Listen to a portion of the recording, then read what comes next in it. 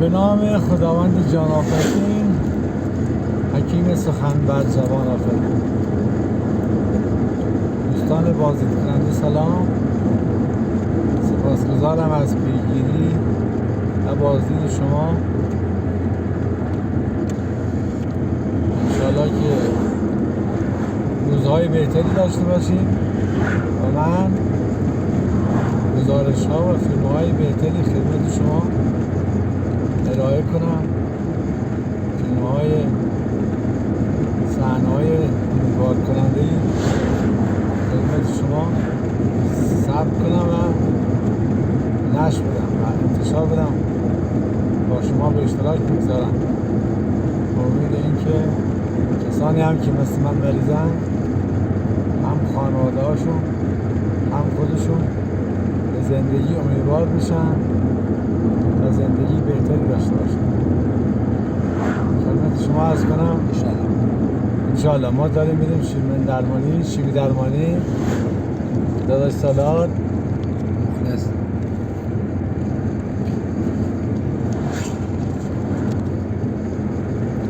خدمتتون عرض کنم امروز نوبت شیمی درمانی داریم. البته نوبت دو روز زودتر میخوایم بریم، هم میخوایم ام‌آرآی بگیریم. نوبت ما پس فرداست برای شیمی درمانی، اما میخوایم چون که لگنم و پام هم درد میکنه میخوام بیایم ام‌آرآی بگیریم و اگه شد شیمی درمانی رو به عقب بندازیم، جلو بندازیم، نه الان جلو بندازیم و انجام بدیم انشالله. اگه نوبتون بشه به اینکه با دکتر مشورت کنیم. 3 جلسه دیگه شیمی درمانی داریم، یکیش انجام بدیم، 2 تاش انجام بدیم. منوط به اینکه دکتر لطف کنه، دکتر خسروی لطف کنه و برامون پت اسکن بگیره یا سی تی اسکن و اینکه نتیجه به دستمون بیاد که ما دیگه احتیاج به شیمی درمانی نداریم و شیمی درمانی رو ادامه ندیم تا 6 ماه دیگه، چون که عوارض زیادی داره. به امید روزهای بهتر برای بیماران صعب العلاج در تمام دنیا، آرامشی بهتر برای خانواده آنها. سپاسگزارم از پیگیری شما. این سوال چیزی هم داشتیم در رابطه با شیمی درمانی، من در خدمت شما هستم. امروزم 18/3/1404 الان هم بریزون رد کردیم، داریم بریم طرف اصفهان.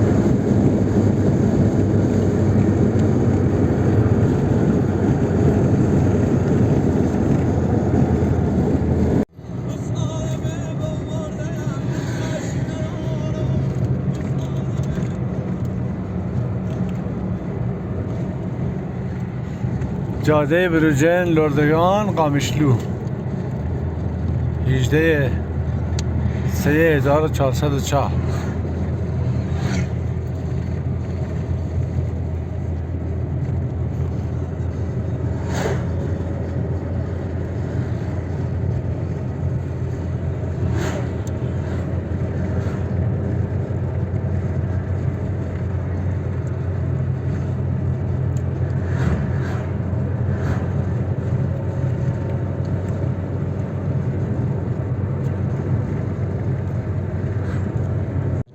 دوستان عزیز بیماری که قرار شیمی درمانی بشن و خانواده آنها توجه کنن که قبل از تزریق شیمی درمانی 1 ساعت 2 ساعت قبلتر هم مایعات کافی بخورن.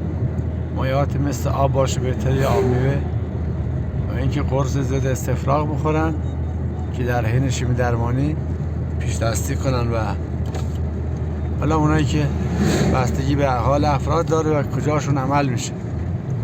من که معده‌ام عمل شده بود و اینکه کمتر میتونم غذا بخورم، ولی احساس استفراغ نداشتم. ولی بعضی از مریضا احساس استفراغ دارن و شیمی درمانی عوارضی که زیاد داره و خودشون هم احساس استفراغ دارن نمیتونن غذا بخورن. قبل از شیمی درمانی باید قرص ضد استفراغ بخورن، قرص های مخصوصی که معمولا با همون داروهای شیمی درمانی موجوده، دکتر تجویز میکنه. من دیمنهیدرینات میخورم و خیلی هم خوب اثر میکنه، ضد استفراغه و آرام بخش. خداوند جان آفرین. امروز چندمیم؟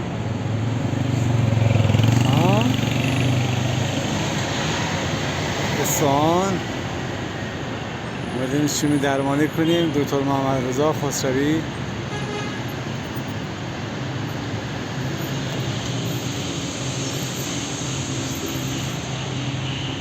خب من آقا صادق ما آدم دار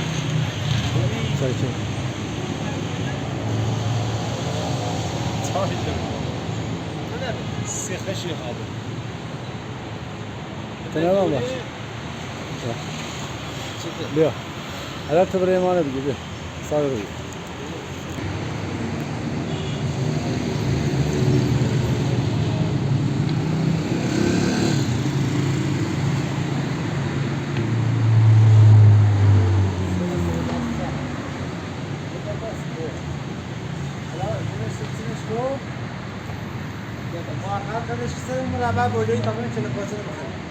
چه بخری؟ باید چه بخری؟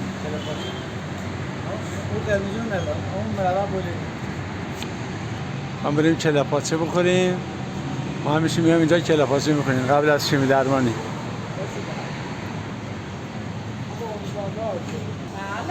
با اجازهتون فیلم میگیرم، از شما فیلم نمیگیرم. منتها میگیرم برای یوتیوب میخوام. من روند درمانی رو گذاشتم یوتیوب. کسی اجازه بده فیلم میگیرم؟ نده همه مشکل نداره.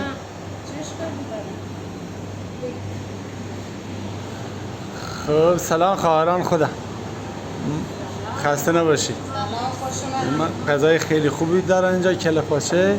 و دیگه چه غذایی داری؟ فقط کله پاچه هست. پیازا رو ما خوب میکنیم ان شاءالله. قرار روز عید قدیم میخوایم آش بپزیم. ان شاء الله زنده باشی. ان شاء الله. من همیشه قبل از شیمی درمانی میام اینجا. غذاهای خیلی کله پاچه خیلی خوب و عالی دارن، بسیار عالی.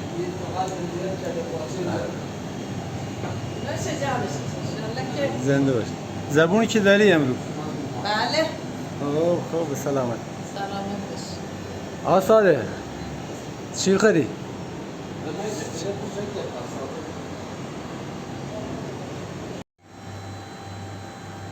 بله کنجی هم دارچی.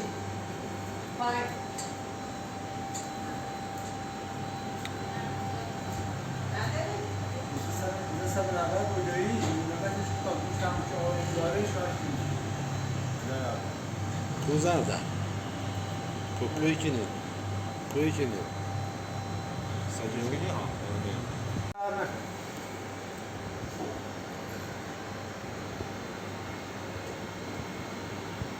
Abla sevre ekiliyor bu. Mesela bir de sakızlandırıyor.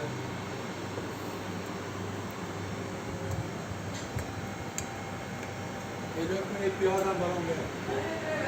Evet. Ama bunu da bu olsa diye bir şey.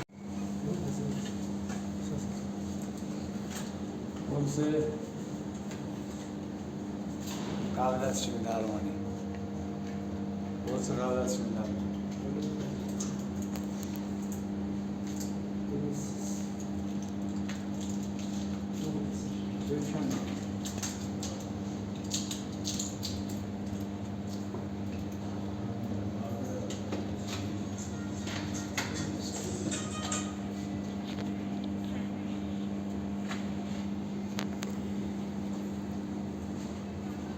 Nasıl?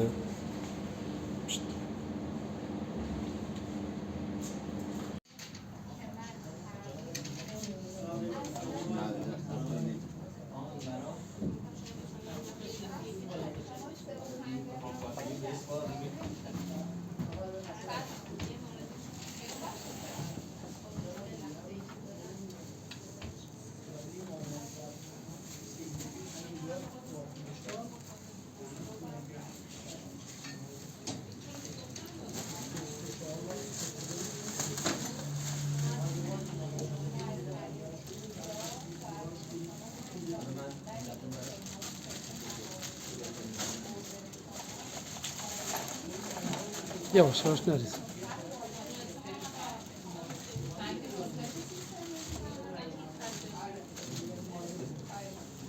روز از روزی از 11مین جلسه شیمی درمانی.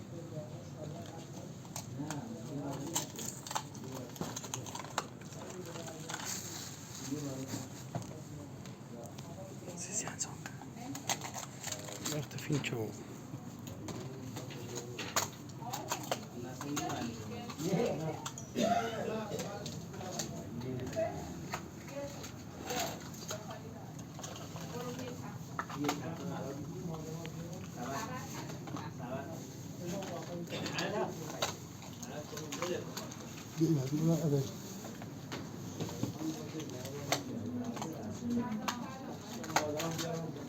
چندمی؟ امروز 20 آره 23 1403 1404 1404 یادم رفت. همه چیز یادم رفت.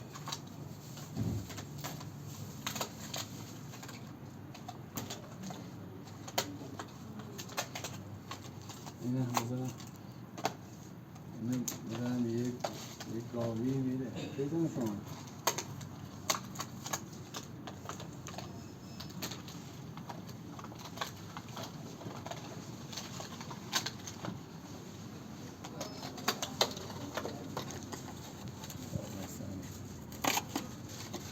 بزن.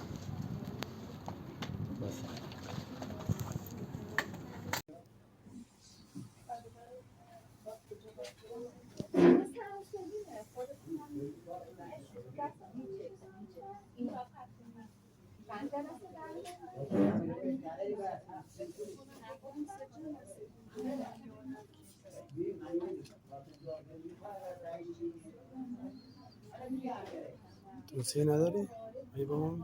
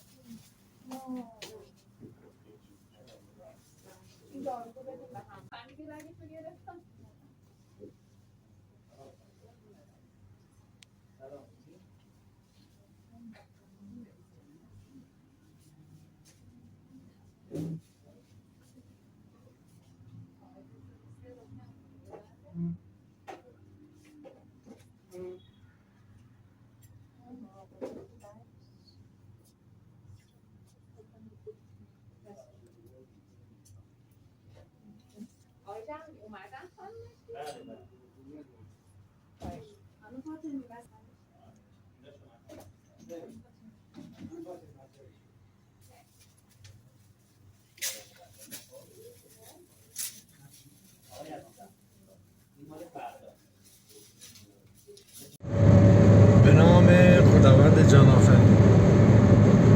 خدمت شما عرض کنم که مرحله 12 شیمی درمانی هم رفتیم